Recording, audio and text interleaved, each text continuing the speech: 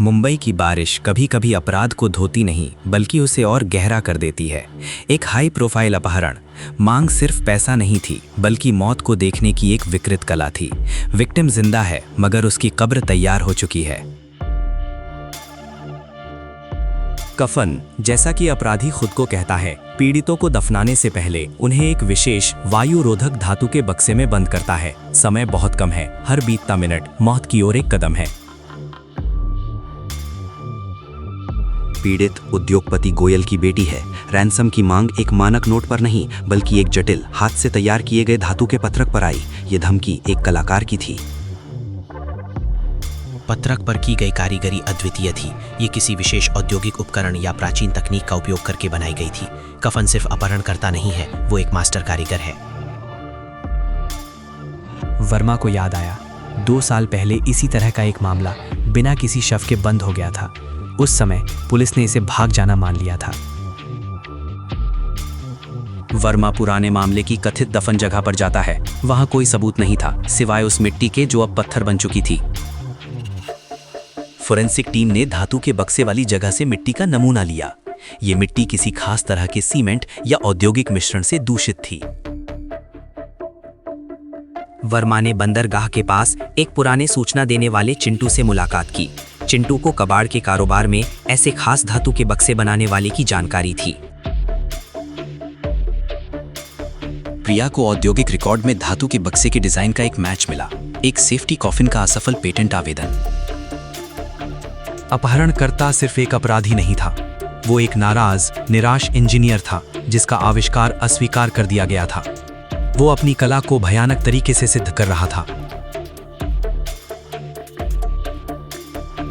Patent आवेदन मोहन सिंह के नाम पर था। टीम उसे खोजने के लिए उसके पुराने मेटल वर्कशॉप पहुंची। वर्कशॉप में उन्हें कई अधूरे या विफल सेफ्टी कॉफिन मिले। हर एक मुहरबंद मृत्यु की प्रतीक्षा में कलाकृति।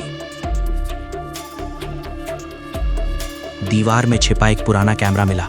वो अपनी रचनाओं पर लगातार नजर रख रहा था और शायद अब हमारी हरकतों पर भी।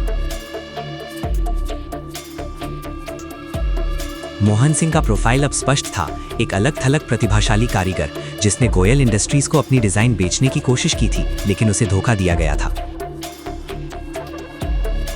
ये सिर्फ पैसा नहीं था, ये प्रतिशोध था। कफन गोयल को वही दर्द देना चाहता था जो उसने खुद महसूस किया था, अपने जीवन की सबसे कीमती चीज को खोने का दर्द। प्रिया की गणना के अनुसार धातु के बक्से में हवा केवल 12 घंटे और थी। समय तेजी से खत्म हो रहा था। ट्रैकिंग डेटा ने मोहन सिंह को एक भीड़ भाड़ वाले पुराने चाल के पास ट्रैक किया। पुलिस ने घेराबंदी शुरू कर दी। हर खिड़की, हर छत पर एक संभावित खतरा था। सिंह एक प्रेत की तरह था जो हमेशा एक कदम आगे रहता था। सिंह को पता चल गया कि उसे ट्रैक किया जा रहा है। उसने तेजी से संकरी गलियों में भागना शुरू कर दिया। वर्मा ने सिंह का पीछा किया। एक व्यस्त बाजार में सिंह ने नाले के ढक्कन को उठाया और अंधेरे में गायब हो गया। नाले के पास वर्मा को एक छोटा, धागे में बंधा हुआ धातु का टैग मिला। ये कोई प्रार्थना टैग नहीं बल्कि अक्षांश और देशांतर थे। प्रिया ने निर्देशांक डिकोड किए। स्थान गोयल इंडस्ट्रीज का एक अधूरा निर्माण स्थल था, पीड़ित के पिता की अपनी जमीन। वर्मा और टीम पूरी गति से निर्माण स्थल की ओर भागे। सुबह की पहली किरणें खतरे का संकेत दे रही थीं। गोयल भी अपनी बेटी की तलाश में निर्माण स्थल पर पहुंच गए। उनकी जल्दबाजी ने उन्हें एक सेकेंडरी ट्रैप में फंसा दिया। वर्मा ने टैग के अनुसार स्थान पाया, एक हाल ही में डाली गई पूरी तरह से चिकनी कंक्रीट की परत के नीचे। दफन करने का यह सबसे भयानक तरीका था। समय खत्म हो चुका था। वर्मा ने मदद आने से पहले खुद ही कंक्रीट तोड़ने की कोशिश की।